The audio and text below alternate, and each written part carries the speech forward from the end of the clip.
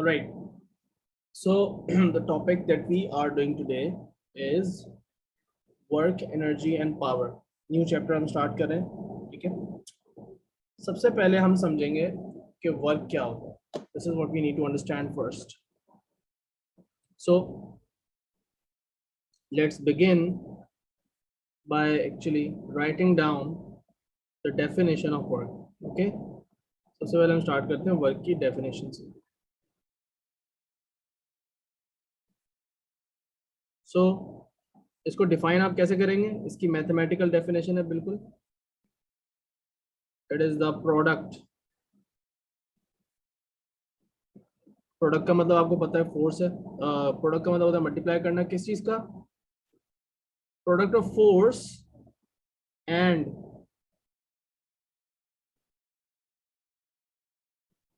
Displacement in the direction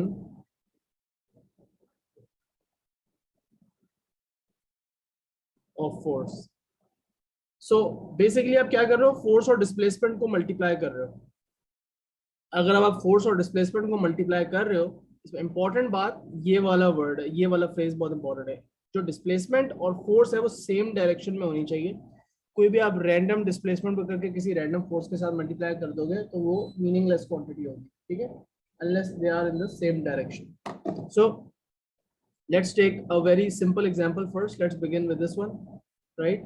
अब इस example के अंदर आपको नजर आ रहा है कि a car is being pushed by a force, and how big is the force? The force is 300 Newton, right? आपने क्या करना है? Work done find करना है. So find the work done in this example. अब ये बड़ी इंपॉर्टेंट बात होती है कि जब भी आप कोई क्वेश्चन पढ़ो, इस केस में तो बहुत इजी है because we are starting with very simple examples.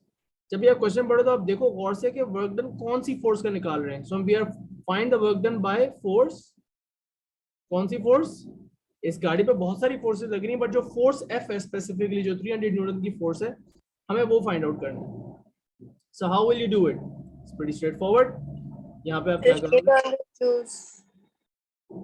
क्या कह रही बेटा? 1500 joules. मैंने अभी वर्किंग नहीं की, बट हम पहले देख लेते हैं. हम फोर्स, अच्छा एक काम करना भूल गया, छोटा सा एक काम है, और वो ये है कि हम यहाँ पे डेफिनेशन हमें लिख लेनी चाहिए थी. डेफिनेशन लिख ली थी, वर्क डन का फॉर्मूला लिखना चाहिए था. तो इसको जल्दी से लिख लेते हैं, फिर आगे काम करते हैं. Give me 1 second. Alright. So obviously आपको वैसे तो डेफिनेशन पढ़ के रीड करके भी पता चल गया कि क्या है formula. Formula is pretty straightforward. You just need to multiply the force by displacement, और displacement हो गई आपकी s.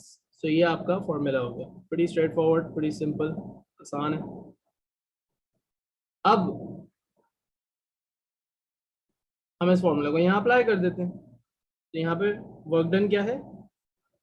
300 multiply by 5.0 meters and we will get 1500. और वर्क डन का अब आ जाता है यूनिट की बात. तो बेटा देखो, ये है न्यूटन और ये है मीटर्स.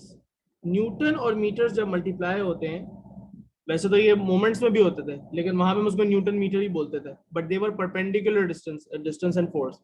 यहाँ पे फोर्स और डिस्टेंस पैरेलल है सेम डायरेक्शन में.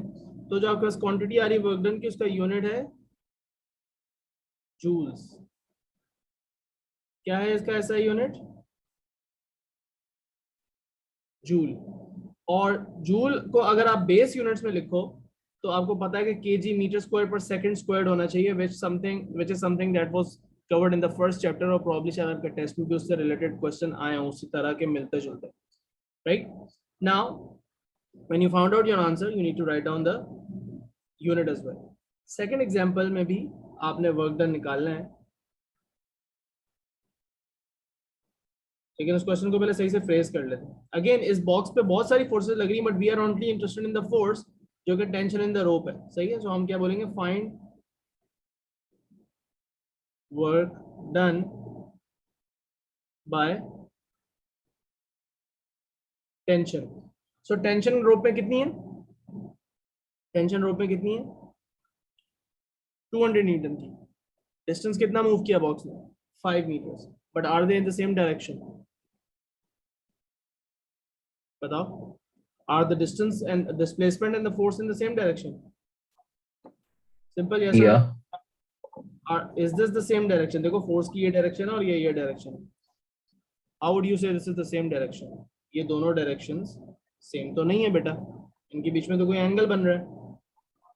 अगर फोर्स भी ऐसे ही लग रही होती और ये ऐसे ही मूव कर रहा होता तो डेफिनेटली बस 200 into 5 करके काम हो जाता, but you can not do 200 into 5। सो पहले तो ये You'll have बात to take the horizontal component and then do it then. Exactly exactly. तो हम यहाँ पे पहले बताएंगे tension and displacement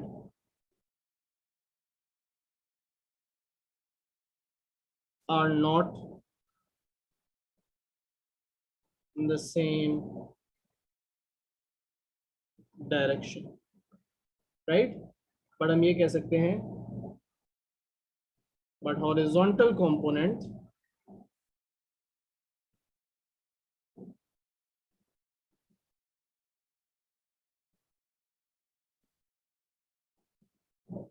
of tension and displacement। अब तो मुझे कोई आंसर निकाल के बताए तब तक मैं ये लिखता हूँ। तो हॉरिजॉन्टल कंपोनेंट बताओ कैसे आएगा, फिर मल्टीप्लाई करो डिस्प्लेसमेंट से, मुझे आंसर बताओ।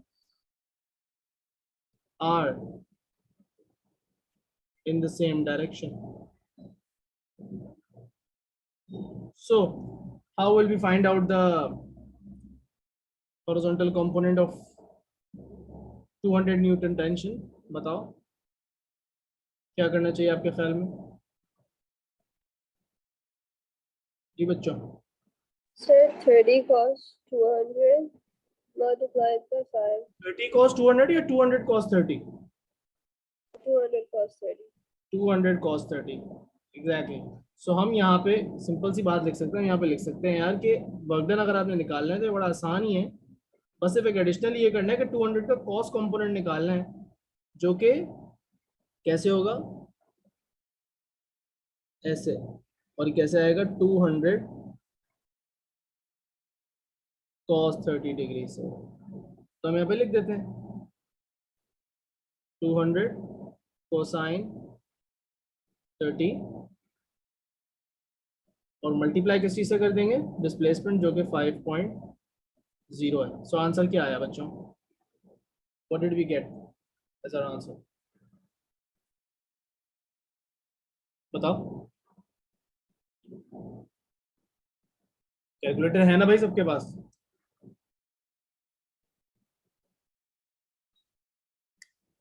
हेलो, गायब हो गए सब लोग भाई? कैलकुलेटर सब लोग लेकर आओ यार अपना। 866 आ रहा है। एक मिनट, अच्छा सॉरी मैं मल्टीप्लाई करना भूल गया 5 से। 866.02 बस सही है। So rounded off to 3 significant figures, this is absolutely fine. So हमें वर्क डन का डेफिनेशन समझ में आ गई और वर्क डन निकालना आ गया by situations where you are only given one force. But आपको पता है कि बॉक्स पे और भी फोर्सेस लग रही हैं, बॉक्स पे फ्रिक्शन की फोर्स लग रही है। Sir, बोलो। it's coming 154. नहीं 154 कैसे आ रहा है? 200 cos 30, 200 cos 30 करने से 173.2 आ रहा है, उसको मल्टीप्लाई बाय 5 किया तो 866 आ रहा है। बेटा दोबारा वर्किंग चेक करना, ठीक है? अच्छा, अब हमें वर्क डन का पता चल गया कि एक फोर्स ही अगर आपको बना के दी हुई और उसी का मांगा हुआ तो कैसे निकालते हैं। बट अब ये भी तो सोचो कि जो कार थी या बॉक्स थी, क्या इस पे एक ही फोर्स एक्ट कर रही थी या मल्टीपल फोर्सेज एक्ट कर रही थी? क्या कार का वेट नहीं है? क्या कार पे नॉर्मल रिएक्शन फोर्स नहीं लग रही? क्या कार पे फ्रिक्शन फोर्स नहीं लग रही? क्या बॉक्स पे फ्रिक्शन फोर्स नहीं लग रही? तो वो जो मल्टीपल फोर्सेज लग रही हैं वो भी तो वर्क डन करेंगी। तो किसी भी सिचुएशन में किसी भी फोर्स का आपको वर्क डन निकालना आना चाहिए। अब वो जो वर्क डन है वो हम निकालना सीखते हैं डिफरेंट कॉन्टेक्स्ट में। जैसे कि फॉर एग्जांपल इस वाले केस में मैं आपसे कहता हूँ यार कि एक बंदा है जिसने क्लिफ से एक स्टोन को ड्रॉप किया है, पहली इस एग्जांपल में, ठीक है? बाद में दूसरी एग्जांपल करेंगे, एंड में तीसरी एग्जांपल भी करेंगे। ठीक है, अब जरा यहाँ पे इस बंदे की सिचुएशन हम जरा समझ लेते हैं कि इसने किया क्या है यहाँ पर। आओ, so what has he done? Example 3 कर रहे हैं। A stone is dropped. A stone mass 0.5 kg is dropped from a cliff of height. Cliff की हाइट क्या रखनी चाहिए? आई डोंट नो, 30 मीटर्स रख लेते हैं।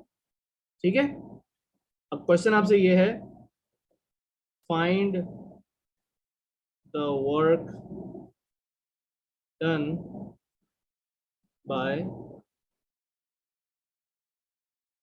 Gravitational field.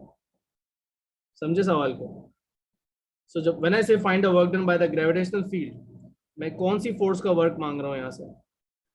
अब आपको फोर्स बट आपको खुद ही अंदाजा हो जाना चाहिए। वेट सर, किसकी बात हो रही है? वेट की। वेट की बात होगी, एग्जैक्टली। सो हम बात करेंगे कि when they say find a work done by gravitational field, या कभी कभार लिखा होगा find a work done by gravity, simple सी बात है। तो आपको पता होना चाहिए कि यहाँ पे किस फोर्स की बात हो रही है। तो मैंने यहाँ पे कह देना है basically, we are suppose to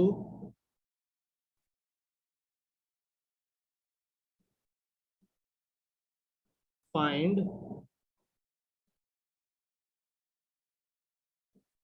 the work done by weight, जो कि बहुत आसान है। सो वेट की फोर्स का फॉर्मूला क्या है? mg, और कितनी हाइट पे ड्रॉप हो रहा है? हाइट जिससे वो ड्रॉप हो रहा है वो बेसिकली डिस्टेंस मूव्ड हो गया। क्लियर है ना ये चीज? ये मैंने कैसे लिखा है? mg क्या है? Work done by the, yes sir, mg क्या है? Gravitation field. जो ग्रेविटेशनल फील्ड की जो फोर्स है जो कि वेट है, और h उसकी मीटर्स में हाइट हो गई। So how would you calculate it? m क्या है उसका? 0.5 kg। g की वैल्यू हम क्या लेते हैं? 9.81। और ये आपका वेट हाइट से मल्टीप्लाई हो जाएगा। हाइट हमने क्लिफ की कितनी रखी? 30 मीटर्स। मुझे जल्दी से कैलकुलेट करके बताओ, शाबाश।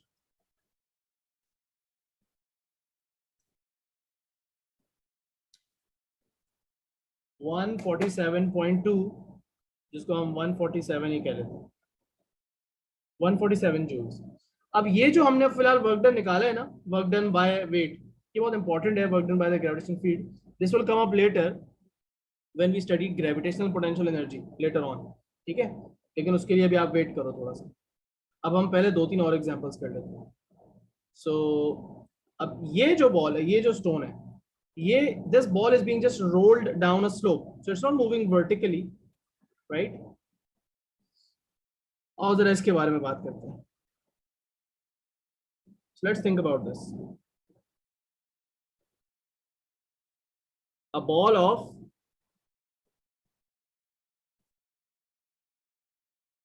mass 0.5 kg is rolled down a slope and the information about the slope is given to you, right? Information slope के बारे में आपको दी हुई है, वो आपको कोई बताने की अलग से स्टेटमेंट में जरूरत नहीं। You can see everything on the diagram.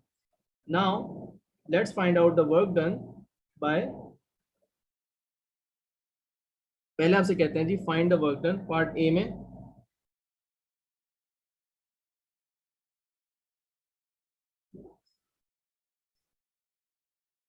by the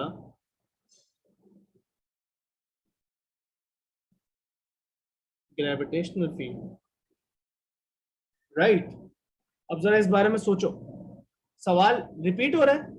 Is it the same type of question or is it the different type? Is it a different type of question from compared to example 3? What do you think? Same सवाल है या different सवाल है?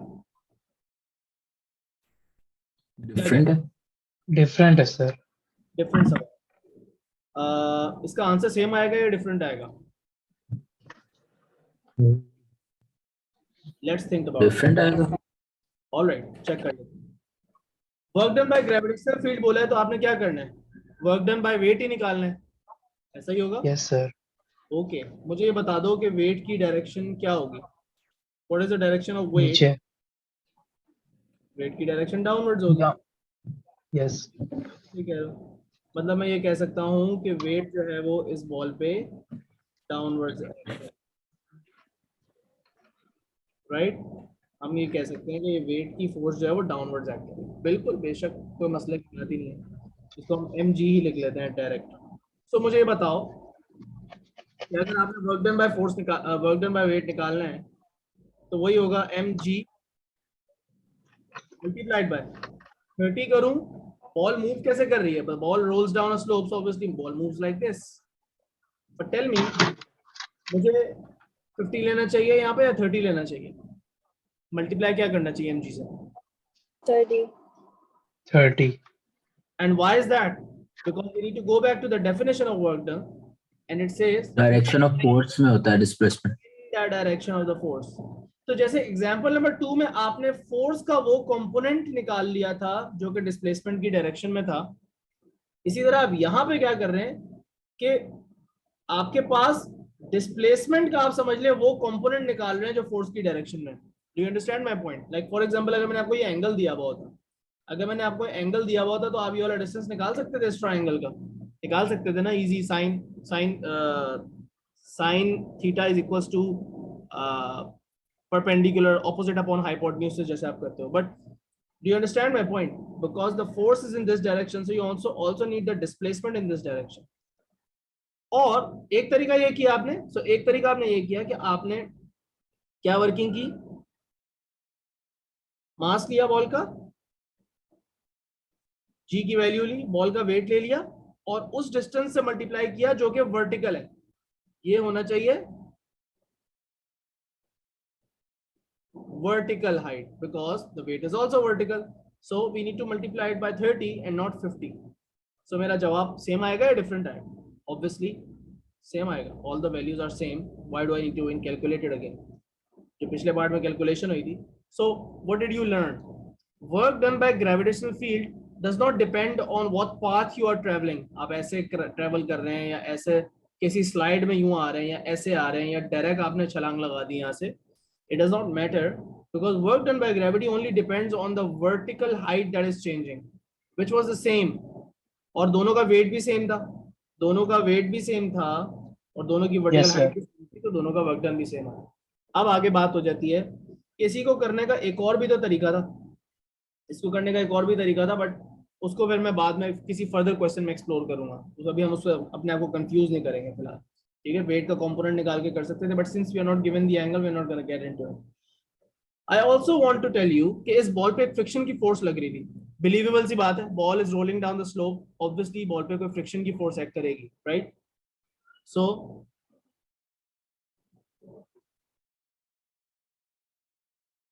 Friction force of how many newtons? Okay, let me think about how many newtons। हम कह देते हैं जी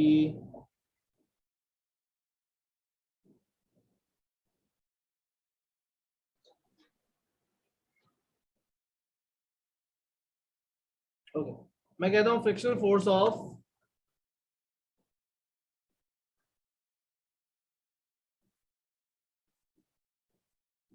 3 Newton, 3 Newton लिख देते हैं हमारी, ठीक है। सो frictional force of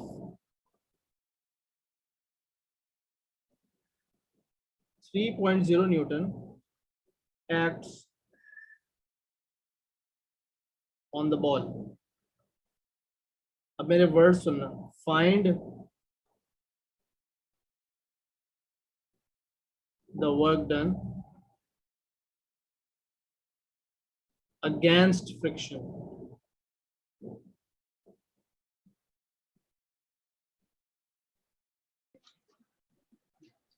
by the ball। These words are very important। Yes. मैंने क्या वर्डिंग यहाँ पे चेंज किया है, like what have I changed over here compare to some of the previous questions? मैंने Sir, direction of force change हो गया. हाँ, और साथ में मैंने वर्डिंग में क्या बोला है, मैंने वर्क डन पहले जितनी भी जगह आपने देखा मैंने लिखा हुआ था work done by the force, isn't it? मैंने हर जगह क्या वर्डिंग यूज की थी, work done by the force. However in this case मैंने क्या है, वर्क डन अगेंस्ट फ्रिक्शन निकालो, यही बोला है, ऐसे ही कहा है। Yes, sir. तो अगेंस्ट फ्रिक्शन का वर्ड क्यों यूज किया? बिकॉज सर इज द क्योंकि बॉल, फ्रिक्शन पीछे जाती है. exactly, so it's not the friction that is doing work on the ball, it's actually the ball that has to work against the friction, because friction ball को oppose कर रही है. So यहाँ पे जो word है ये बड़ा important है, and you need to realize it, against friction. जबकि यहाँ मैंने लिखा work done by, work done by, यहाँ पे मैंने क्या लिखा, work done by, यहाँ पे लिखा work done by, work done by. बात समझ में आ रही है बेटा? तो ये बड़ी इंपॉर्टेंट थी। Work done by the force अभी तक निकाल रहे थे, अब आपको पता लग गया कि work done against the force भी होता है if something is moving against that force.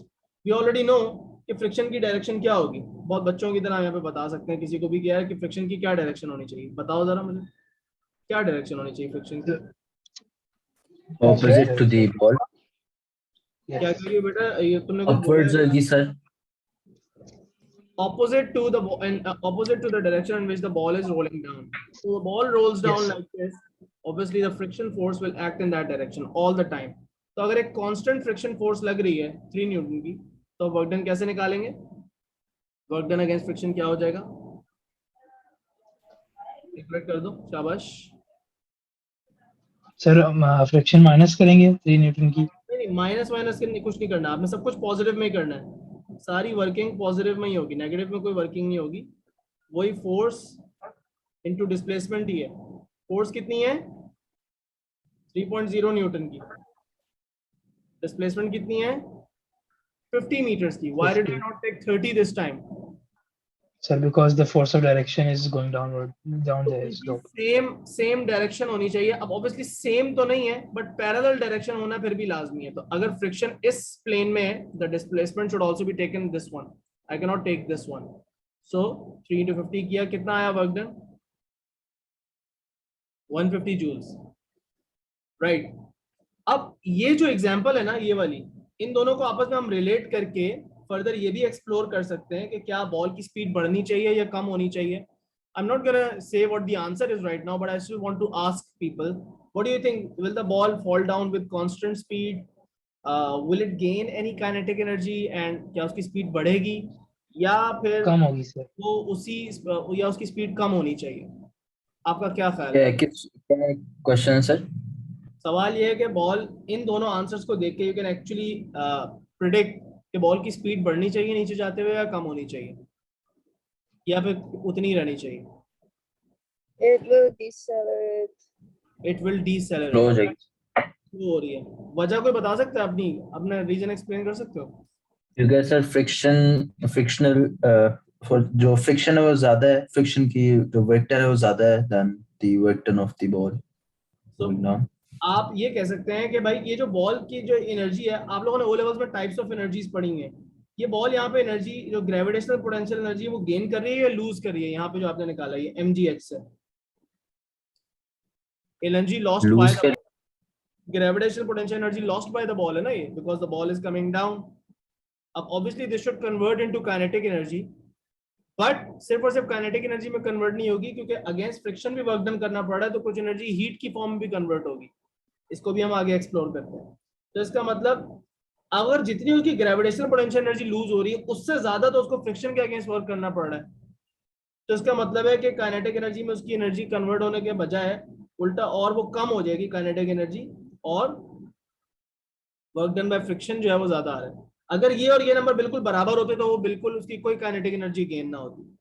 अगर ये कम होता तो फिर हम कह सकते थे कि जो डिफरेंस आ रहा है उतनी काइनेटिक एनर्जी वो गेन करेगा, बट हम इस तरह की प्रॉब्लम्स आगे जाके बाद में करेंगे, ठीक है। अब Sir, हमें why did we take 50? जी, Sir, why did we take 50? Why did we take 50? Friction की डायरेक्शन अलोंग द स्लोप होती है ना। फ्रिक्शन अगर आप बॉल पे बनाओगी, जैसे यहाँ पे बॉल अगर रोल डाउन करे, उसमें फ्रिक्शन अलोंग द स्लोप बनाओगी ना, ऑब्वियसली ऑपोजिट डायरेक्शन में होगी, but it will be along the slope. अब ऑपोजिट डायरेक्शन में है उसको तो हमने अगेंस्ट से पता बता दिया कि ये अगेंस्ट है, लेकिन जो जो डिस्टेंस आपने लिया, जो डिस्प्लेसमेंट लेना है, वो वही होना चाहिए जो कि उसी डायरेक्शन में हो जिस डायरेक्शन में फोर्स है। So that will be 50। अगर फ्रिक्शन यूं होती तो हम 30 ले लेते, but obviously friction is not like that. Alright, बात समझ में आ रही है? ओके, लास्ट एग्जांपल, उसके बाद कुछ और चीजें एक्सप्लोर करेंगे। सो यहाँ पे मेरे पास एक सैटेलाइट है जो कि अर्थ को ऑर्बिट कर रही है। Satellite is orbiting the earth, ठीक है।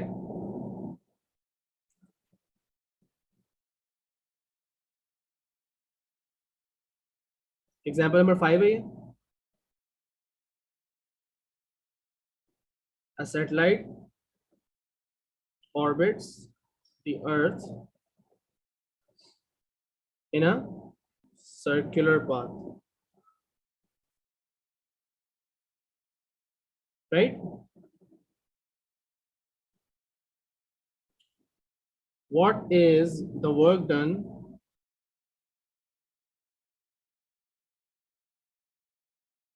by the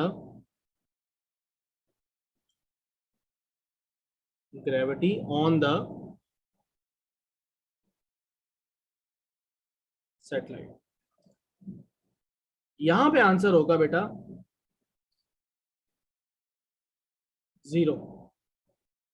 No work is done on the satellite by gravity। अब मैं आपको इस बात को एक्सप्लेन करता हूं कि क्यों ऐसा होगा। Let's look at the diagram carefully. अगर हम इस डायग्राम को गौर से देखें तो हमें पता चल रहा है कि सैटेलाइट के ऊपर जो फोर्स एक्ट कर रही है वो किस डायरेक्शन में एक्ट कर रही है? इस डायरेक्शन में एक्ट कर रही है। Yes, sir. towards the center of the cell. Satellite के ऊपर जो फोर्स एक्ट कर रही है वो इस डायरेक्शन में एक्ट कर रही है, राइट। सैटेलाइट अगर मैं कहता हूं कि इस तरह ट्रेवल कर रही है, लेट मी जस्ट अज्यूम कि सैटेलाइट एंटी क्लॉकवाइज डायरेक्शन में जा रही है, ओके। तो इस वक्त सैटेलाइट की यहाँ पे वेलोसिटी क्या होगी? What would be the direction of the velocity of the satellite? It would be different.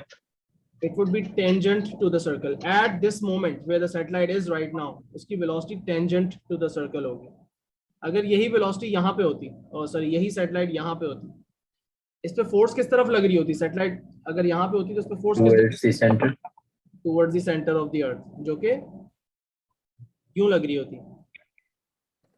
Satellite की इस वक्त वेलोसिटी क्या होती?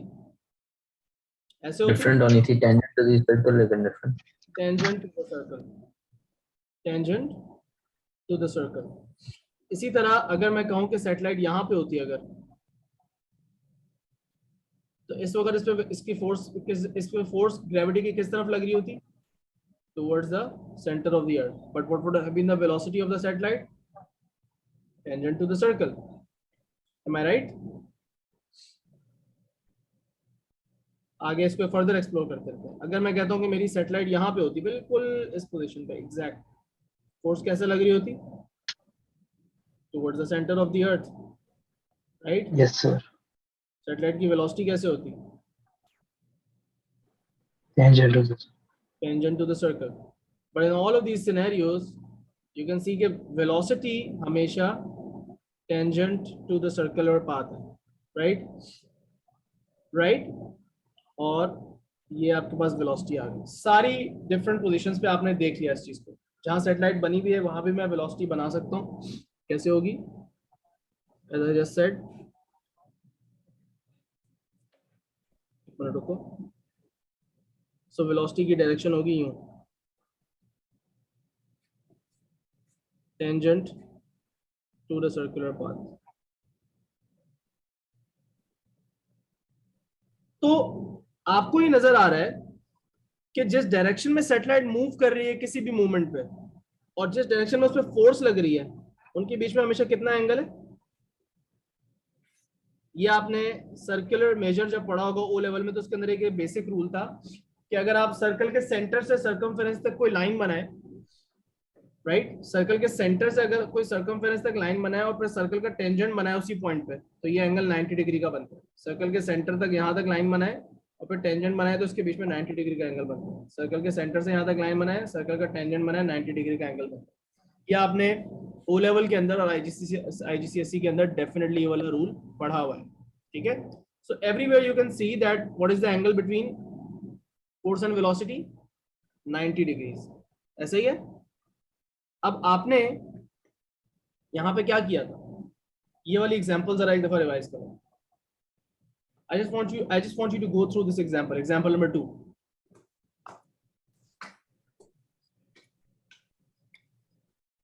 इस बॉक्स पे और कौन कौन सी फोर्सेस लग रही हैं? Can you for a minute tell me, इस बॉक्स पे और कौन कौन सी फोर्सेस एक्ट कर रही हैं? Sir, weight, friction, बिल्कुल, इस बॉक्स पे वेट की फोर्स Tension. एक्ट कर, इस बॉक्स पे वेट की फोर्स एक्ट कर रही है, फ्रिक्शन की फोर्स एक्ट कर रही है, और एक और फोर्स लग रही होगी ग्राउंड से। normal reaction force. I want you to think about the normal reaction force. क्या नॉर्मल रिएक्शन फोर्स का इस बात में कोई हाथ है? Like, does it contribute anything नहीं sir, to the box getting नहीं. over here? No, sir. Normal reaction force के लगने की वजह से बॉक्स यहाँ पहुंचे है।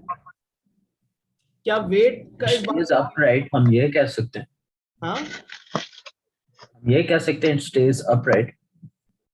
वो तो फ्लोर के ऊपर है ना कि stage upright. Normal reaction force तो अपवर्ड्स एक्ट कर रही है। अभी सिर्फ ये सवाल है, अपराइट की बात मुझे तुम्हारी वजह से इतनी समझ में नहीं आई, अपनी बात थोड़ी सी एलैबोरेट कर दो ऐसे। लेकिन मैं ये कह रहा हूँ कि नॉर्मल रिएक्शन फोर्स हमेशा यूं एक्ट कर रही है बॉक्स पे, ये बात तो हमें पता है ना। और बॉक्स कैसे जा रहा है? इस डायरेक्शन में जा रहा है।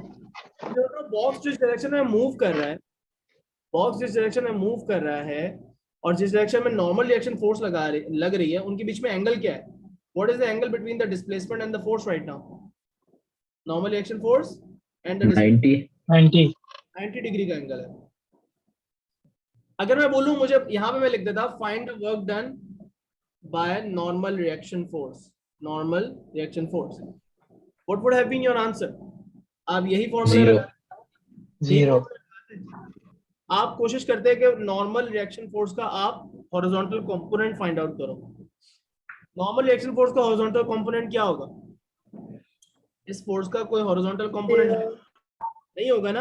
Zero. और नहीं अगर होगा। आप ये भी देते हो कि यार चलो cos 90 को करके देख लेते हैं, cos 90 को जरा कैलकुलेटर में डाल के देखो, cos 90 को जरा कैलकुलेटर में डाल के देखो क्या आता है। Negative. No, 0 आएगा. cos 90 कैलकुलेटर में डाल के सब चेक कर लें क्या आता है। 0 आता है या नहीं आता? Zero. cos Yes, sir. 90 0 आता है। सिमिलरली मैं कहूं कि find the work done by weight, वो भी डिस्प्लेसमेंट से 90 डिग्री के एंगल पे है ना, है कि नहीं? Yes. Find the work done भी 0 होता, वर्क डन बाय वेट भी 0 होता। हाँ, वर्क डन अगेंस्ट फ्रिक्शन कुछ ना कुछ डेफिनेटली हो रहा होगा। Find the work done against friction कुछ ना कुछ हो रहा होगा obviously, because friction is acting in the opposite direction to which the box is travelling. So friction के अगेंस्ट बॉक्स वर्क कर रहा होगा, वो एक बात की बात है। We will do more examples जहाँ पे वो कॉन्सेप्ट आप फर्दर भी एक्सप्लोर करेंगे। बट आई होप ये वाली बात यहाँ पे समझ में आ गई। ये जो ग्रेविटी की फोर्स एक्ट कर रही है सैटेलाइट पे all the time, every moment when you look at the velocity, the force is always perpendicular to the motion of the satellite. So वही cos 90 वाला concept आ जाएगा, which means that the work done by the force on a body will be 0 if the motion and the force are at 90 degrees to each other, which is the case over here. तो हम इसीलिए Where is the force the weight? फिर से बोलो, Is the gravity the weight? gravity is the weight of the satellite. Yes, यहाँ पे gravity satellite का weight ही है, but But sir, it should be vertically downwards and everywhere. तो बेटा vertically downwards ही है। लेकिन अगर आप यहाँ अफ्रीका में रहती होती, अगर आप यहाँ खड़ी भी हो अफ्रीका में, तो आपके लिए डाउनवर्ड्स क्या है? इज इट आपके लिए डाउनवर्ड्स ये है या ये है आपके लिए downwards? What is downwards for you? जो लोग यहाँ ऑस्ट्रेलिया में रहते हैं जहाँ भी वर्ल्ड कप हो रहा है, उनके लिए डाउनवर्ड्स ये है या ये है? Centre of the earth Sir, अर्थ की तरफ. Yes. हमारे लिए डाउनवर्ड्स क्या है? सेंटर ऑफ द अर्थ। समझ में आ रही है? हमारा डाउनवर्ड्स का कॉन्सेप्ट ये है centre of the earth, but we are looking at the earth from space. तो हमारे लिए स्पेस में कोई डाउन का कॉन्सेप्ट नहीं होगा. Like if you look at the space from a very wide perspective, when you're looking at multiple stars and multiple planets, there's no concept of up and down in space technically, right? समझ में आ रही है? But sir, isn't the centripetal force? Centripetal force का role play कर रही है यहाँ पे. Yes, you can say that this force over here is acting as the centripetal force in this circular motion. और आप जब सर्कुलर मोशन का पूरा टॉपिक A2 में पढ़ोगे, या आपने O लेवल में भी अगर सर्कुलर मोशन का थोड़ा सा एक ही छोटा सा सब टॉपिक होता है, उसमें भी यही बात रिपीट होती है जो मैं अभी यहाँ पे रिपीट कर रहा हूँ कि सेंट्रीपिटल फोर्स का कोई वर्क डन नहीं होता. Centripetal force does not do any work. That's why the satellite travels with the same gravitational potential energy that it has. It doesn't lose any gravitational potential energy. It doesn't gain any gravitational potential energy, and therefore it does not even gain or lose any kinetic energy. मतलब satellite की energy constant रहती है. एक और बात को इस तरह ऐसे भी सोच सकते हो आप कि सैटेलाइट की जो हाइट है फ्रॉम द अर्थ, तो सर उसकी स्पीड कांस्टेंट रहेगी. जी जी जी, if it's a perfectly circular path तो उसकी स्पीड कांस्टेंट रहेगी. अब मुझे बताओ, क्या सैटेलाइट की हाइट अर्थ से चेंज हो रही है? नो. नहीं, हाइट चेंज नहीं हो रही. इसका मतलब उसकी ग्रेविटेशनल पोटेंशियल एनर्जी चेंज नहीं हो रही. इसका मतलब है उसकी ग्रेविटेशनल पोटेंशियल एनर्जी कांस्टेंट है, क्योंकि ग्रेविटी उस पर कोई वर्क डन ही नहीं कर रही. So that was the concept. अगर अब इसका इस पूरी बात को हम सिंपल 2 लाइनों में एक्सप्लेन करेंगे, व्हाई डिड वी से इट, तो हम यहाँ पे अपना आंसर फाइनली आसान लफ्जों में लिख देते हैं. Because the force on the satellite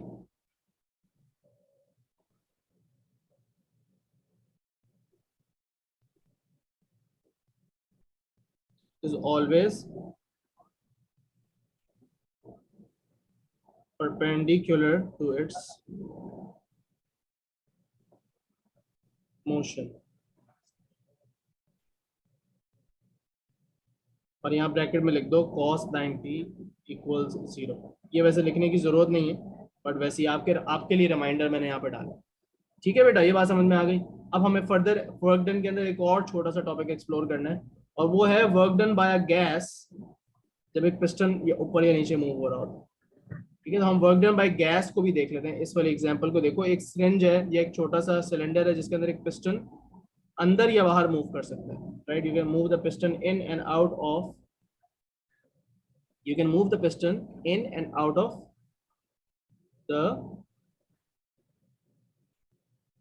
the cylinder. So यहाँ पे देखो, अब इस केस में क्या हो रहा है, यहाँ पे लिख देते हैं work done by gas at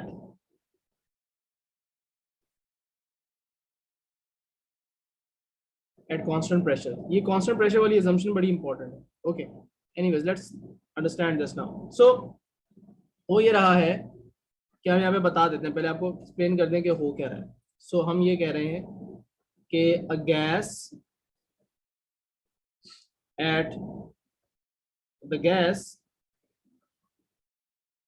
pushes the piston out by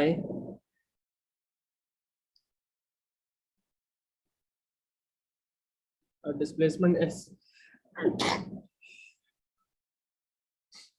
जब गैस पिस्टन को पुश आउट करेगी, गैस का वॉल्यूम इंक्रीज होगा या डिक्रीज होगा? बताओ. डिक्रीज होगा. गैस पिस्टन मूव आउट कर रहा है, piston is moving in this direction, तो गैस का वॉल्यूम बढ़ना चाहिए या कम होना चाहिए? गैस एक्सपैंड कर रही है ना, इसका मतलब बढ़ना चाहिए. So it's volume increases. बस लिख देता हूं यहाँ पे changes by delta V. Can anyone tell me कि इस डायग्राम से आप डेल्टा वी कैसे निकाल सकते हो? ये है क्रॉस सेक्शनल एरिया मेरे पिस्टन का, और ये है distance move by the piston. So what would be the, how can you combine these two to find out the volume, the change in volume of the gas? ये जो volume का change आया है delta V, ये हम कैसे निकाल सकते हैं यहाँ से? A into S, A area into of the S. circle Basic S, maths. Area of the circle, the cross sectional area pi r multiplied by square. the distance moved. Exactly. जैसे आप लोग सिलेंडर का area निकालते थे, cylinder का area कैसे निकालते थे? पाई आर स्क्वायर एल। उसमें ये क्या है? ये आपका एरिया ही तो होता है सर्कल का, और एल वही है जो आपका एस है बेसिकली, यहाँ पे जो distance move by the cylinder. तो यहाँ पे हम लिख सकते हैं Sir, how did the gas push the piston? Gas अपने प्रेशर की वजह से पिस्टन को बाहर पुश कर रही है। गैस अपने प्रेशर की वजह से पिस्टन पे फोर्स लगा रही है और उसको बाहर पुश कर रही है। ठीक है बेटा? अच्छा, मैं यहाँ पे लिख देता हूँ, इस बात को भी हम एक्सप्लेन कर देते हैं। इफ द प्रेशर, इस बात के पीछे भी हमें एक्सप्लेन कर देना चाहिए। If the pressure of gas is more than atmospheric pressure,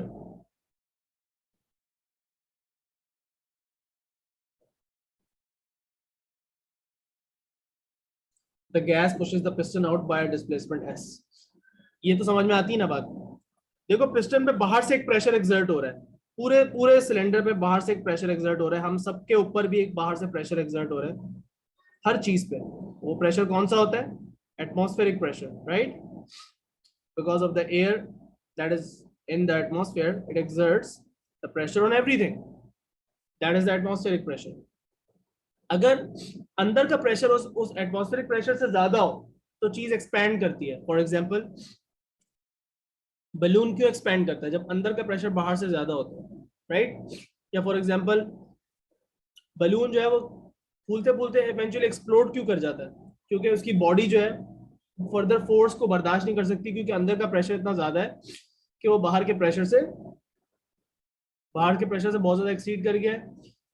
balloon की वॉल्स पे बहुत ज्यादा फोर्स लग रही है, बैलून इवेंचुअली बर्स्ट कर जाता है। ठीक है? तो कोई भी चीज, कोई भी पिस्टन इस तरह बाहर क्यों मूव करेगा? जब अंदर का प्रेशर, गैस का अंदर का प्रेशर बाहर के एटमॉस्फेरिक प्रेशर से ज्यादा हो। So if the pressure of the gas is more than the atmospheric pressure, the gas pushes the piston out by a displacement S. Its volume changes by delta V. Assuming, यहाँ पे एक बहुत बड़ी assumption कर रहे हैं, बहुत बड़ी assumption है। Assuming that pressure of the gas, pressure P of the gas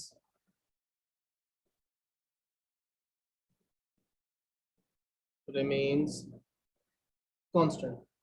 बहुत बड़ी assumption कर ली कि जो गैस का प्रेशर है वो चेंज नहीं हो रहा। ऑल्दो इन ओ लेवल और IGCSE you might have studied कि वॉल्यूम इंक्रीज करने से गैस का प्रेशर डिक्रीज होता है एंड वाइस वर्सा, लेकिन हमें पता है कि उस दौरान टेम्परेचर में भी चेंजेस आती हैं, तो eventually the pressure will return to its original value.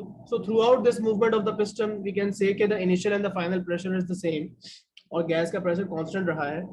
तो अब हम work done by the gas निकाल सकते हैं। अब हम work done by the gas के लिए हम एक, Sir, how did the volume change?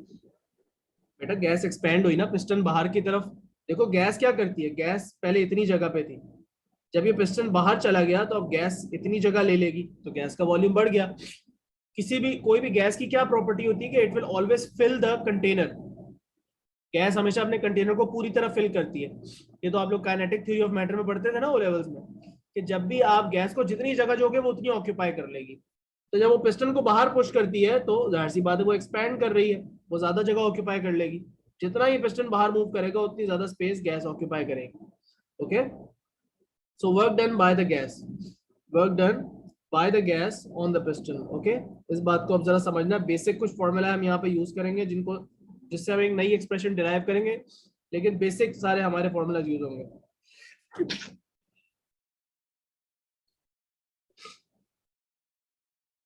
Okay, work done by the gas on piston. सबसे पहली बात यहाँ पे आ जाती है force exerted by the gas into displacement F into S. Everyone understands this bit? इसमें तो किसी को कोई शक नहीं है ना? लेकिन अगर आपको पता है कि प्रेशर P लग रहा है, इस पिस्टन पे प्रेशर P लग रहा है और पिस्टन का एरिया A है, can someone remind me pressure का फॉर्मूला क्या होता है? प्रेशर की डेफिनेशन क्या होती है? नॉट द फॉर्मूला, प्रेशर की definition in terms of its formula. Force per unit area. Force per unit area. So pressure is force Force upon is area. acting on a unit. तो हम ये कह सकते हैं since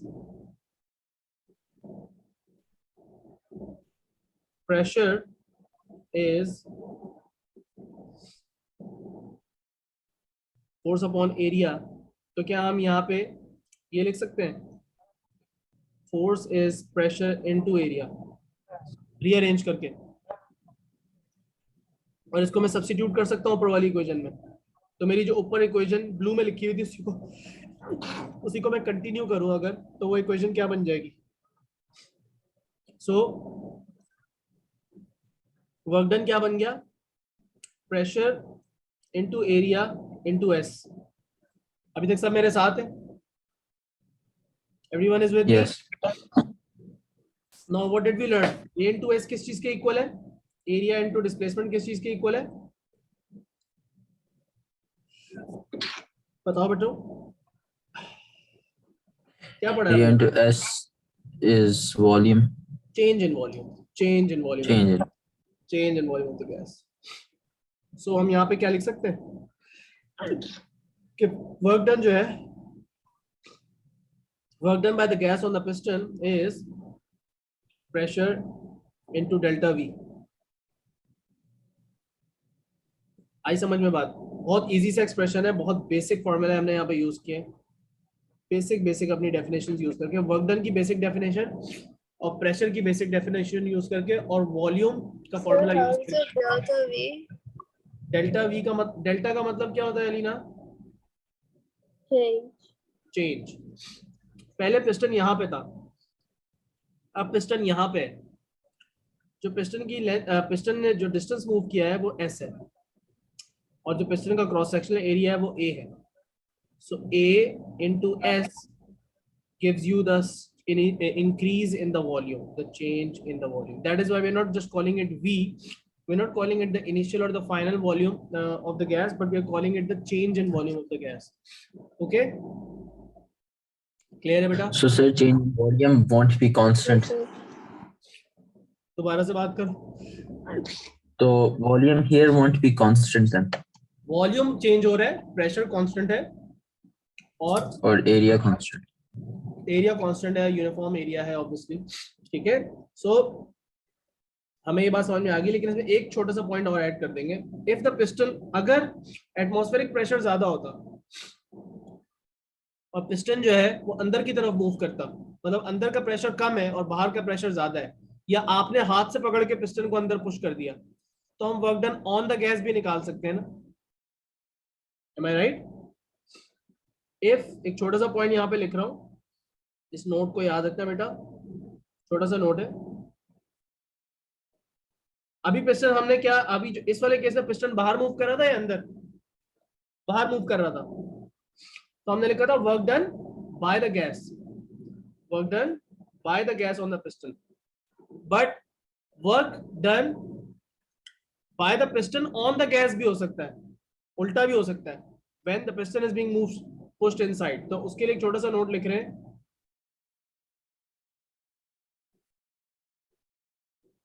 If the piston is pushed inside and gas volume decreases, then work is done by the piston on the gas. फिर आप बोलोगे work done on the gas. But formula और वर्किंग हर चीज सेम रहेगी, कुछ भी चेंज नहीं होगा. Is that understood? सिर्फ क्या चीज चेंज हो जाएगी, आप सिर्फ वर्डिंग अपनी चेंज कर लोगे और समझ लोगे कि अब वर्क गैस के ऊपर हो रहा है, work is done on the gas, but the formula and everything will remain the same. Okay, तो कंफ्यूजन तो नहीं है। इसको मैं जगह बना के पॉइंट को थोड़ा सा फर्दर एक्सपेंड करना चाहता हूँ। I want to write something else over here as well. जल्दी से लिख देते हैं, क्या लिखना चाह रहा हूँ।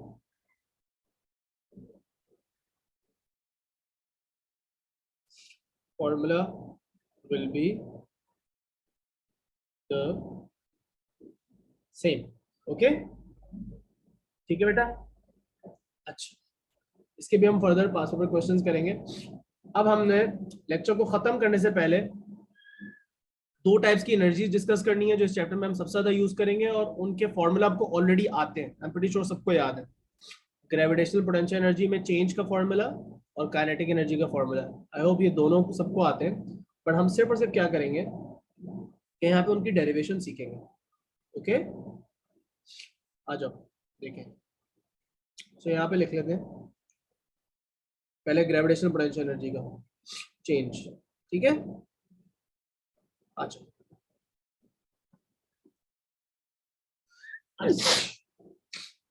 बहुत ठीक है यार, ये क्या हो गया। Okay, change in, I hope I don't need to write down the full name.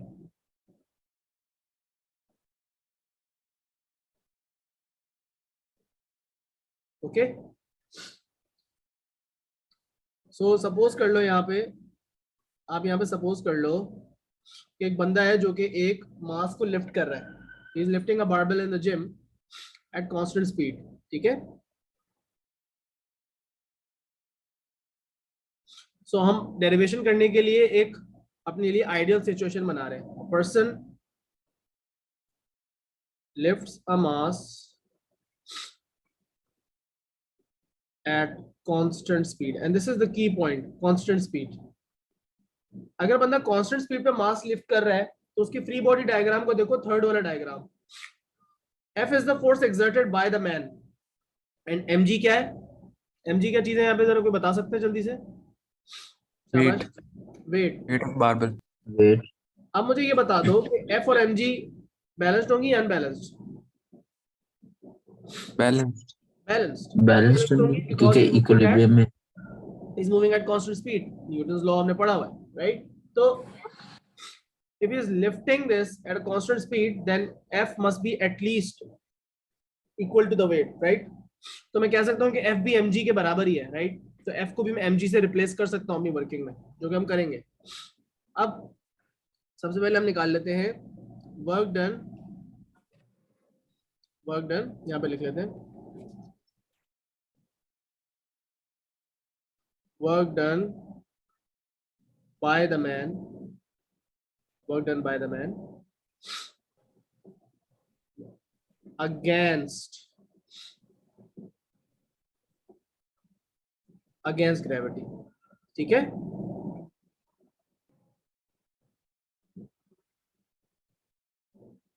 When lifting the mass, जब हम मास को लिफ्ट कर रहे हैं तो आप जाहिर सी बात है अगेंस्ट ग्रेविटी वर्क कर रहे हैं, तो यहाँ पे अगेंस्ट का वर्ड की है और लिफ्ट का वर्ड की है, और यहाँ पे अब हम उसकी वर्किंग बड़े आराम से कर सकते हैं। वर्क डन का फॉर्मूला क्या है बेटा, F into displacement, right, force into displacement. इसको लिख लेते हैं यहाँ पे,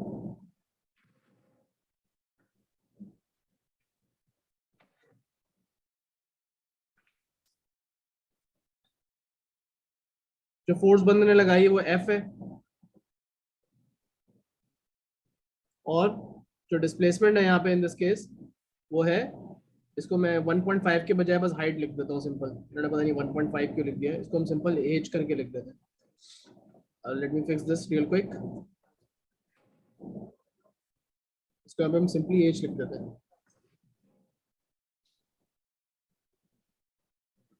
ठीक है बेटा। तो हमने अपना डायग्राम फिक्स कर दिया, बस सिंपल एज, कोई वैल्यूज की जरूरत नहीं हमें यहाँ पे। तो यहाँ पे हम एज डाल दें, F into H.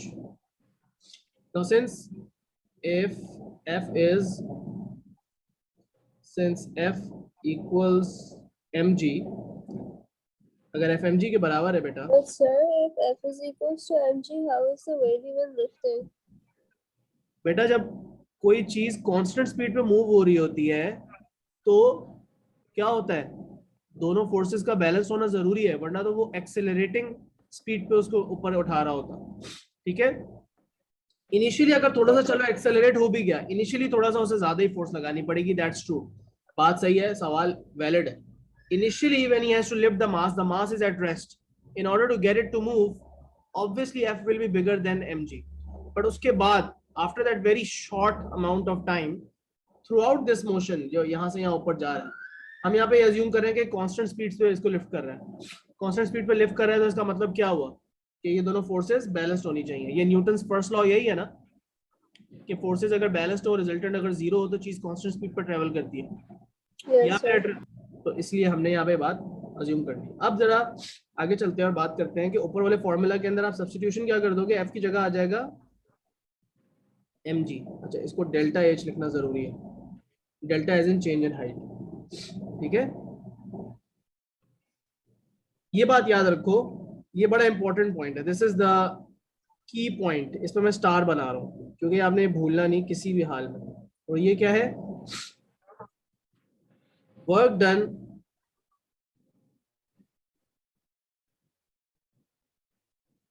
Against gravity is equal to the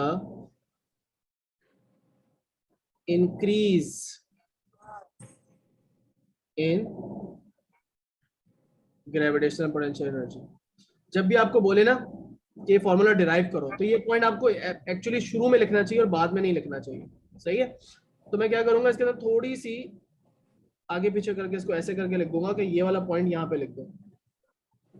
ठीक है, ये सेंटेंस मैं यहाँ लिख रहा हूँ, अपनी लॉजिक जो है वो हम पहले प्लेस कर लेते हैं और हम ये बात कर लेते हैं कि ये जो भी हम निकाल रहे हैं एक्चुअली ये क्या है कि delta GPE change in gravitational potential energy के बराबर है, जो ऑलरेडी हम चीज कैलकुलेट कर रहे हैं। तो जब मैंने ये जो चीज कैलकुलेट की है, इसमें मैं डब्ल्यू मुझे एंड पे दोबारा से लिखने की जरूरत तो नहीं है ना, डेल्टा जीपीई लिख सकता हूँ बस में, क्योंकि that is what I was deriving कि change in gravitational potential energy कैसे आता है। तो ये मेरे पास फॉर्मूला डिराइव हो गया। फॉर्मूला आता सबको पहले से, सबने पढ़ा हुआ है ओ लेवल में, आईजीसीएसई में, everyone has used this formula. The only difference is now you know how to derive it from the definition of work done. ठीक है, सर वो पेपर में पूछ सकते हैं डिराइव कैसे करना है? यस, सो आपने यही करना है काम, that's it, this is like 2 marks. ठीक, क्योंकि ये बात तो मैं एक तरह से जो की है वो मैंने यहाँ पे मैथमेटिकली भी लिखी दी है, बट नोट्स में ऑब्वियसली थोड़ी बात हमेशा एलैबोरेट करके लिखी जाती है। एक छोटा सा इंपॉर्टेंट पॉइंट है, और ये बात रखो याद कि अगर मास ड्रॉप करेगा बंदा, तो ऑब्वियसली ग्रेविटेशनल पोटेंशियल एनर्जी क्या करेगी, इंक्रीज या डिक्रीज, पहले तो आप लोग बताओ। हाँ, एनीवन प्लीज बताओ, अगर बंदा मास को ड्रॉप करता है तो ग्रेविटेशनल पोटेंशियल एनर्जी इंक्रीज करेगी या डिक्रीज करेगी? जी बच्चों, Increase. Work done by gravity is equal to the decrease in gravitational potential energy. और ये वर्क डन बाय ग्रेविटी कब होगा? When mass falls down. जब कोई चीज नीचे की तरफ जाती है तो उसकी जीपीई डिक्रीज होती है और उसे हम कहते हैं equal to work done by gravity. और जब कोई चीज ऊपर जाती है तो उसका वर्क डन अगेंस्ट ग्रेविटी होता है और हम कैसे उसे कहते हैं increase in gravitational potential energy. अब अगर आपसे किसी भी क्वेश्चन में आपसे बोले ना कि वर्क डन बाय ग्रेविटी या वर्क डन अगेंस्ट ग्रेविटी निकाल दो, तो एसेंशियली आप क्या निकाल रहे हो, तो या तो इंक्रीज इन जीपी या डिक्रीज इन जीपी निकाल रहे हो। तो this and this means exactly the same thing and this means exactly the same thing, and in exam they really like to confuse you by rather than, क्योंकि बच्चों को by default ना ये formula याद होता है, उनके जहन में ये चीज फिक्स होती है from O levels, so when this comes in front they confuse it with some other force और बहुत ज्यादा गलत डिस्टेंसेस गलत ले लेते हैं या फोर्स गलत ले लेते हैं और गलत आंसर निकाल देते हैं. बट जब भी लिखा हो वर्क डन अगेंस्ट या by gravity, then you are just only talking about the change in GP. Okay, last thing of the day. आज की आखिरी चीज जो हमने करनी है वो, जी बेटा. Sir, isn't the when mass is decreasing, isn't the potential energy increasing? जब मास इंक्रीज कर रहा है डिक्रीज कर रहा है, मास तो चेंज ही नहीं हो रहा, मास का साइज तो कांस्टेंट है. ऊपर या नीचे जाने की बात कर रही हो आप? Are you saying if the mass is falling down, is that what you're talking about? जब भी कोई चीज नीचे No, गिरेगी, sir. मास डिक्रीज होने की बात कर रही हो. Yes, sir.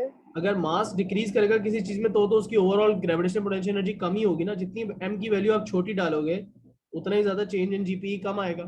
बट किसी भी चीज का मास कांस्टेंट ही रहता है obviously, unless you cut it in half और unless it's I don't know किस चीज का मास कम होता है. अगर गाड़ी में से उसका फ्यूल टैंक आधे से ज्यादा खत्म हो जाए तो बहुत ज्यादा कोई सिग्निफिकेंट चेंज इन मास आ सकता है, right?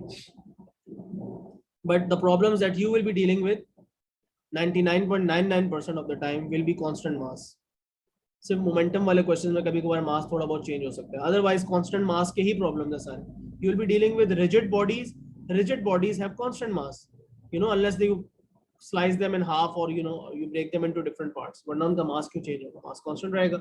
But sir, if mass will increase, then won't the downward force increase? So it would be harder to pull the weights upwards, and then the potential energy would decrease. Mass तो change होगा ही नहीं ना, ये बात तो done हो गई. ये तो कंफर्म हो गया कि मास चेंज नहीं होगा. मास इस मास को जब आपने ऊपर उठाया या नीचे फेंका वापस, इसका मास तो चेंज नहीं हुआ ना, मास तो उतना ही रहेगा. जब तक चेंज नहीं होगा तो जी से मल्टीप्लाई कर लो, मतलब उसका वेट भी चेंज नहीं होगा. जब तक वेट चेंज नहीं होगा तो पोटेंशियल एनर्जी में भी कोई चेंज नहीं आएगा. सिर्फ हाइट के इंक्रीज या डिक्रीज होने से ग्रेविटेशन पोटेंशियल एनर्जी में चेंज आएगा. मतलब सिर्फ ये है यहाँ पे actual variable. These are essentially constants. These are essentially constants. And if you're talking about the variation of GPE, then you only need to make a graph of GPE versus height. और वो graph बड़ा ही straight forward ऐसा graph बनता है सीधा, because linear relationship है इसका और इसका डायरेक्ट प्रोपोर्शन का रिलेशनशिप. मास नहीं चेंज होगा, don't worry about the change of mass. Mass change नहीं हो सकता, रिजिड बॉडीज का मास कांस्टेंट रहता है. ठीक है. अच्छा, इस फॉर्मूला को लिखने का एक ऑल्टरनेटिव तरीका भी है, और वो ये है कि आप इसको ऐसे भी तो लिख सकते हो. अक्सर क्वेश्चंस में वो क्या करेंगे, आपको मास नहीं देंगे बल्कि डायरेक्टली वेट दे देंगे. तो आप उससे चेंज इन जीपी कैसे निकालोगे? आप डायरेक्टली वेट को हाइट से मल्टीप्लाई कर दो. है या नहीं बात? क्योंकि mg क्या होता है? वेट ही होता है ना. m इंटू जी ऑलरेडी वेट होता है, तो आप उसको उसमें g अलग से आपको मल्टीप्लाई करने की जरूरत नहीं. डायरेक्टली वेट जो न्यूटन में दिया हुआ उसको हाइट से मल्टीप्लाई कर दो, चेंज इन जीपी आ जाएगा. इंक्रीज और डिक्रीज तो आपने क्वेश्चन को देख के अंदाजा लगाना है कि चीज नीचे जा रही है ऊपर. ओके, आज की आखिरी चीज है kinetic energy. Kinetic energy of a moving body. बस ऑफ अ बॉडी लिख देते हैं. अब काइनेटिक एनर्जी के बारे में दोबारा एक सिचुएशन को अच्छी सी आइडियल सी सिचुएशन बनाएंगे, उसको हम अज्यूम करेंगे. सो अज्यूम कर लो एक बंदा है, वो एक गाड़ी पे फोर्स लगा रहा है, ठीक है, और गाड़ी की यहाँ पे इनिशियल स्पीड क्या है? नहीं है. Car is at rest. ठीक है, तो उसका u क्या हो गया? इक्वल टू 0 मीटर्स पर सेकेंड हो गया. क्लियर है बेटा? गाड़ी ने डिस्प्लेसमेंट s मूव की है और गाड़ी की जो फाइनल स्पीड है वो v is equal to something है, whatever. v is whatever but greater than u. ठीक है, उसने स्पीड जो है वो गेन की है. So the car has definitely some final velocity. मतलब पहले मूव नहीं कर रही थी, अब मूव कर रही है, so it has gained some kinetic energy. अब बात ये हो रही है कि ये काइनेटिक एनर्जी का फॉर्मूला आप डिराइव कैसे करेंगे. हम यहाँ पे काइनेमेटिक्स के फॉर्मूलाज की हेल्प लेंगे और कुछ और बेसिक फॉर्मूलाज की हेल्प लेंगे और उसके थ्रू हम इसको सॉल्व करेंगे. और देखो इसको स्टार्ट करते हैं. सबसे पहले तो आप एक सिचुएशन अज्यूम कर लें. सपोज कर लें एक सिंपल सी चीज. सपोज क्या करना है मैं आपको बताता हूँ. आप सपोज ये करें, जैसे हमने ऊपर यहाँ पे सपोज किया था कि person lifts a March at constant speed. यहाँ पे आप लिखो अ कार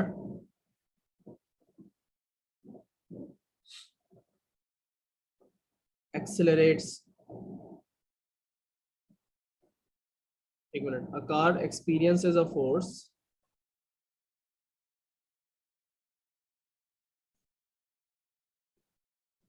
फॉरवर्ड फोर्स लग रही तभी एक्सेलरेट करेगी ना कार, पता क्यों करेगी, and accelerates from rest to speed v, ठीक है, it covers a displacement covers a displacement of s, ठीक है बेटा। अब मुझे बताओ कि अगर तुम्हारे पास ये वाली क्वांटिटीज हो, ये चार क्वांटिटीज, कुछ मैंने सर्कल कर दी और एक मैंने अपने हाथ से लिख दी, इन चारों क्वांटिटीज को बना के काइनेमेटिक्स का कौन सा फॉर्मूला आप यूज करते थे यूनिफॉर्मली एक्सेलरेटेड मोशन का, एनीवन रिमेंबर्स? VAUS, कौन सा formula? V is equal to नहीं v square minus V u square square minus equal U square is equal 2as. to 2as. Okay, एक मिनट होल्ड करो बेटा, मैं कंटिन्यू करता हूँ।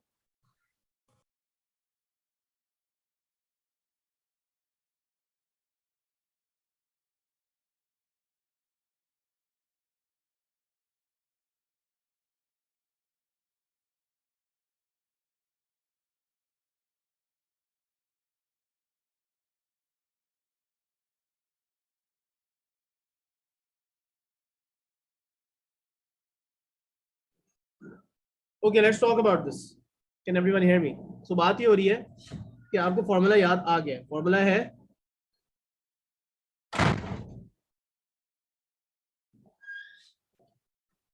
अब इसमें आपको ये तो पता है कि u क्या है, ये तो 0 है,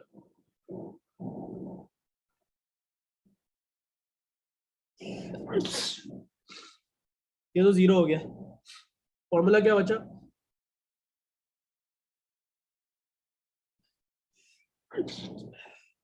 हम फॉर्मूला को थोड़ा सा मैनिपुलेट करेंगे,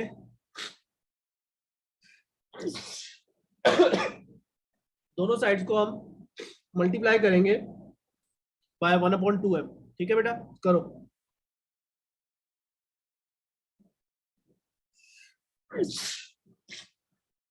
multiply both sides by 1/2m. So what does the formula become? The formula becomes, देखो v स्क्वायर यहाँ पहले से रखा हुआ था, यहाँ पे आ गया 1/2m, ठीक है, और यहाँ पे 2as पहले से लिखा हुआ था, यहाँ पे क्या आ गया 1/2m। अब मैंने इक्वेशन में कोई चेंज तो नहीं किया टेक्निकली, बिकॉज मैंने सेम उससे ही नंबर से दोनों साइड में मल्टीप्लाई किया था। इधर इधर 2 कैंसिल हो जाएगा बच्चों वाली मैथ्स, 2 और 2 कैंसिल हो गया, 2 और 2 कैंसिल कर दिया जब मैंने, तो मेरी एक्सप्रेशन क्या बन गई, half M V square left side पे और राइट साइड पे क्या आ जाएगा M A. This is important कि मैं इसको अलग से ब्रैकेट में लिखूं ताकि आप रियलाइज कर सको कि एम ए क्या होता है, एम ए, और यहाँ पे आ जाएगा एस। अब ये रियलाइज करो कि एम ए क्या चीज होती है, Force. M A is force. तो क्या यहाँ पे मैं फर्दर इस एक्सप्रेशन को बाद में ऐसा लिख सकता हूँ 1/2 एम वी स्क्वायर, और ये जो एम ए था उसको मैंने एफ लिख दिया, जो मैं चेंज कर रहा हूँ मैंने रेड से लिखा है, जो चीजें पुरानी है वो ब्लू से लिखी हुई है। And then lastly you need to realise कि एफ इंटू एस क्या होता है, Work done. Exactly work done.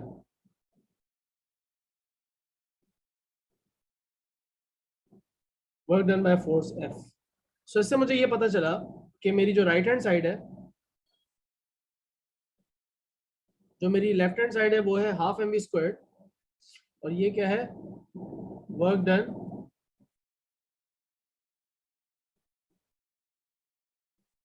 By the force on the car. अब हम यहाँ पे आखिरी पॉइंट लिख रहे हैं कि हाफ एम स्क्वायर है क्या। गाड़ी अगर हॉरिजॉन्टल रोड पे जा रही है, ये भी अज्यूम कर लेना चाहिए था और ये भी लिख देना चाहिए था कि गाड़ी हॉरिजॉन्टल रोड पर ट्रेवल कर रही है, but you can see that from the picture that the car does not go up और down, the road doesn't have any slope. So हम सेफली अज्यूम कर सकते हैं कि जो भी गाड़ी के ऊपर वर्क डन हुआ, हमने यहाँ कोई फ्रिक्शन भी अज्यूम नहीं किया, बाय द वे फ्रिक्शन भी अज्यूम नहीं की, ये बातें भी अजम्पशंस में लिखी जा सकती है। कोई फ्रिक्शन अज्यूम नहीं की, कोई स्लोप हमने नहीं देखा, हमने कहा यार सब चीजें वो सब चीजें जो है वो साइड पे कर दो, सिर्फ ये फोर्स लग रही है और इसकी वजह से गाड़ी जो है वो इतना एक्सेलरेट कर रही है। तो इसका मतलब गाड़ी को सिर्फ कौन सी एनर्जी मिल रही है, एक ही टाइप की एनर्जी मिल सकती है जिसे हम कहते हैं काइनेटिक एनर्जी। सो हम यहाँ पे बात कर लेंगे, since work done equals energy transfer, ये वही स्टार वाला पॉइंट, वही बात जहां पे वर्क डन बाय ग्रेविटी या वर्क डन अगेंस्ट ग्रेविटी हो रहा था, वो कौन सा एनर्जी ट्रांसफर था, जीपीई, ग्रेविटेशनल पोटेंशियल एनर्जी। और जब कोई एक्सटर्नल फोर्स की वजह से कोई जीपीई में चेंज नहीं आ रहा है या किसी हीट में एनर्जी कन्वर्ट नहीं हो रही, तो वो काइनेटिक एनर्जी के अंदर ट्रांसफर होगी। तो हम यहाँ पे लिख देंगे हाफ एम वी स्क्वायर